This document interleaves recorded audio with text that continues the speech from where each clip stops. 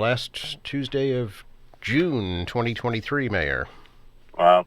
Well, hasn't felt too summery so far. We've had a couple of days lately, but it's, in fact, I was out watering last night. If I didn't water, we wouldn't have had that rain last night. So we can blame you? Yeah, it was quite a stormy night for sure, and I know there were some spotty power outages around the city and on the South Shore too, but those have been rectified, thankfully. It's good for all the grass. Everything is green, that's for sure. Absolutely. I know that you're hoping for a decent weekend, though, because there's a big patriotic celebration coming up on Sunday. Indeed. We got a lot of stuff going on this weekend, I believe. Tons of stuff. Yeah. I mean, you could just, flip the Rolodex and pick something. There's so many things going on. There are indeed. But yes, we had the patriotic celebration, a little Americana at Hancock Adams Common with, I think it's the Navy show band. Yep. And food trucks will be there and burgers and all the typical things we think of as a outdoor cookout venue will be there. This will be, Sunday, 4 o'clock at the Hancock Adams Common, and, all the live musical performances. I'm told some surprise performance guests to open up the event. I don't know what that's all about, but it's a surprise. So do I. I'm told the same thing. I have no idea, Joe. Like a bedroom kept in the dark. Old-fashioned lawn games. I want to see you with the egg on the spoon race. I don't think so. Maybe a little coin toss. Okay, there you go. But it's all free, and it's all open to everybody, of course. So come on out and enjoy Absolutely. it. You are reading the Declaration of Independence on Saturday, Mayor? Oh, I forgot. That's on my schedule. Yes. The Dorothy Quincy House, Saturday at 11 a.m. Yes, I was invited by the dames to do that, and certainly look forward to it. I should brush up on it. I don't have it memorized. Of course, there's a Squantum Road Race going on. A lot of different neighborhood events happening for Independence Day as well. So. Yes, indeed, which leads right into the 4th. And I know the House Net Committee is a big event on the 3rd. And we have the big parade, Squantum and Marymount on the 4th. And yep. Hoping for good weather for everybody. I know. That's been the question of the day for sure. We will see what happens. And actually, Friday night starts the Friday events at the Ruth Gordon Amphitheater, too. They put together quite a schedule of activities this year. Yes, the group working with Dave Murphy's department put together a schedule, and looking forward to it. I hope it's well attended. Yeah, I encourage folks to check out the schedule.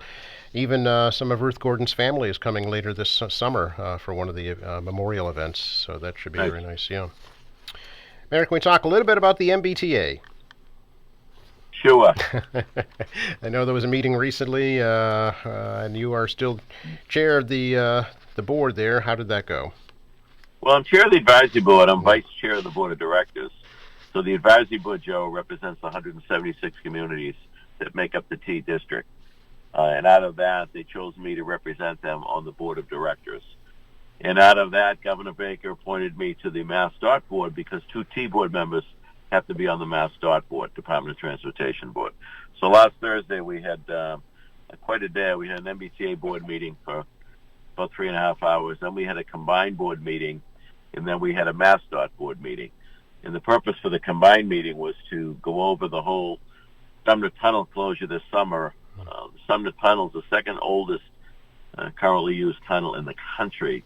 It needs some major rehab. So they've been doing spotty repairs, but this summer will be shut down for 2 months so they can get a lot of work done. So people are encouraging, certainly the T's encouraging people to use the Blue Line and to find alternative routes, of course.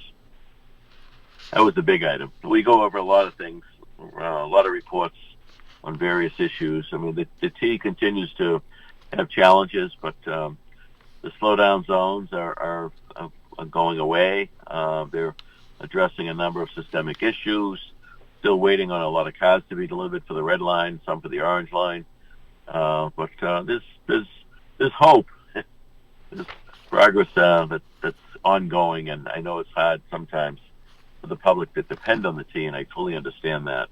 when things aren't going as well as we'd like. But we are going in the right direction, that's for sure. Any update on the new bus garage across from the Quincy Adams station?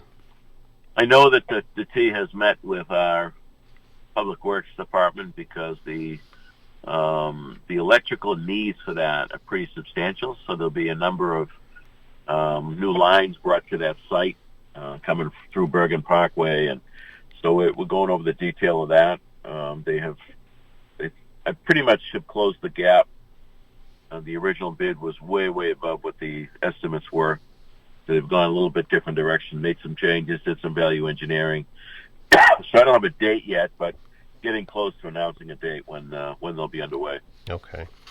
And on that same realm, can we talk a little bit about transit-oriented development, and particularly around the Quincy Adams T station, and how the city may be moving forward in that direction? Yeah, I mean, there's a requirement under the law for communities with the T to do more for development around the T stations. It really doesn't apply to us because we're already doing those things, Joe. I mean, the Bozzuto project in North Quincy was a perfect example of taking an 8-acre asphalt parking lot and turning into homes for people, along with some retail use, which created jobs, created homes for people because we have a shortage in the greater Boston area, and of course pays taxes, pays lease to the T, pays taxes to the city. So we'll be seeing more of that around the Wollaston T, and certainly around the Quincy Adams T going forward. Quincy Center Station is marked for some major improvements to the station, essentially rebuilding that station before we'll see substantial development around that station. But it kind of goes hand in hand because the improvements may include some of the necessary requirements for the development. So the city's been pretty active and robust on the TOD stuff anyway. So, what the state's encouraging, we're already doing. Okay, so the city already meets the guidelines set up by the state for? I'd say so, yes. Oh, okay. Can we talk a little bit about new trees coming to the city, Mayor? I love trees, Joe. I know you do.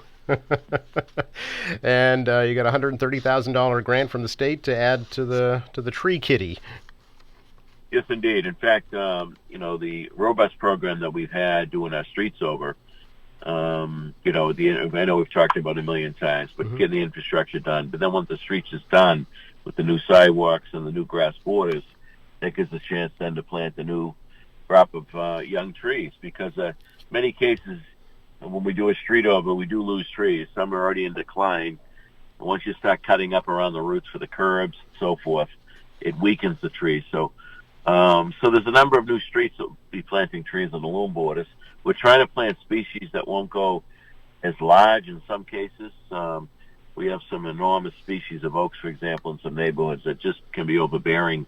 So we're, the Natural Resources Department, the Forestry Division, they're very in tune to what trees where, what trees can take urban conditions, salt, urban pollution, compaction.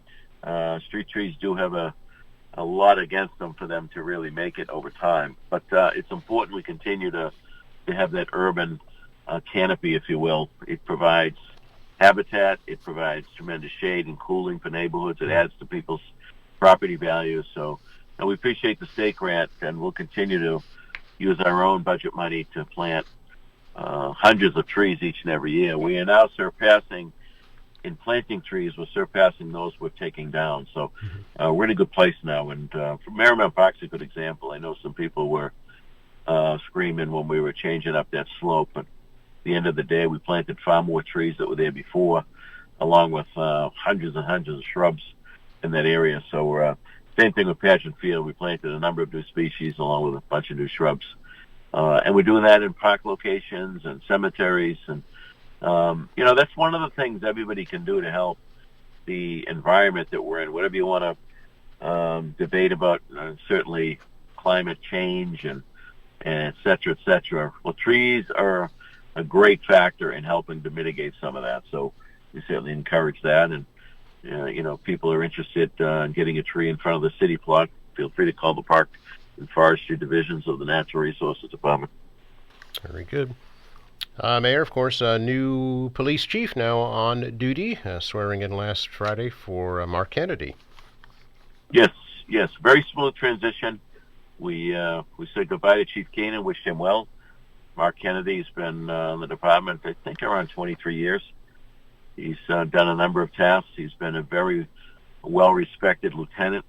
He's been in charge of special operations.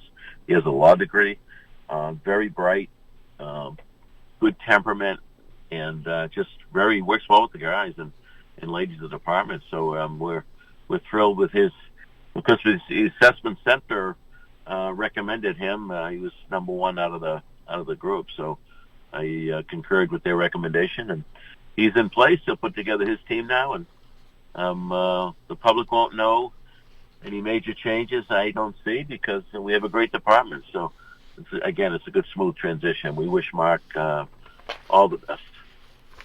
And finally, Mayor, it's a week from today will be Independence Day, and we will not be here to talk next week. So I want to wish you and your family and your staff a very safe, happy 4th of July.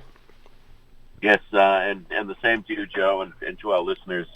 You know, we're still a great nation, and far more unites us than divides us. So I certainly hope that we can take time out and remember those that put it all on the line, including John and Abigail and John Hancock, create this great republic we have today. Absolutely. Thank you so much, Mayor, and we'll check in with you in a couple of weeks. Take care, Joe. Okay, bye-bye.